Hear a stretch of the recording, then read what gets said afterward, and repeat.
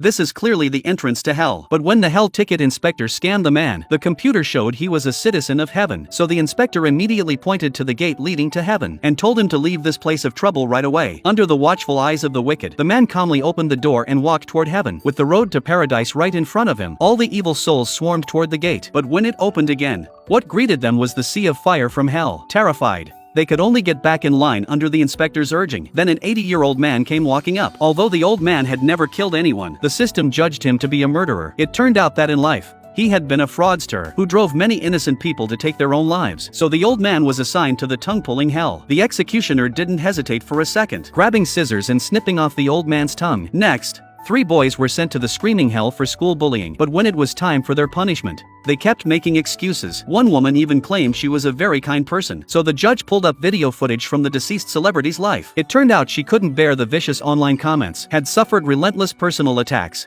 and chose to end her life. The hell judge tied these people together. And finally, a massive keyboard came crashing down from the sky. This was the ultimate fate of internet trolls. Then, after the scanner finished its check, the inspector detected a child predator. He was sent straight to the ice hell, a place reserved for the worst of the worst felons. Waiting for them wasn't death, but an endless, torturous cycle far worse than dying. A couple then came forward, about to be sent to the united hell. They looked deeply in love, but they had violated moral ethics. At that moment, they were even glad to be going to hell together. But suddenly, a cluster of sharp spikes appeared, and the man actually shoved the woman behind him to shield her. At the ticket gate, another couple arrived claiming they'd lost their child. When the machine scanned them, the result was also hell. It turned out the couple, wanting their family to stay together forever, had ended their lives without the child's consent. Finally, the judge explained, a child is not the property of the parents, but an independent individual who should never be controlled by anyone. Then 2 more elderly people were scanned and about to be sent to the fire soup hell. They asked the inspector if there had been a mistake. The inspector sent them down without hesitation. Once in hell, they still tried to argue, so the judge brought out the evidence. It turned out that in their youth, they had adopted a daughter and abused her daily, causing internal bleeding and multiple fractures all over her body. Right then,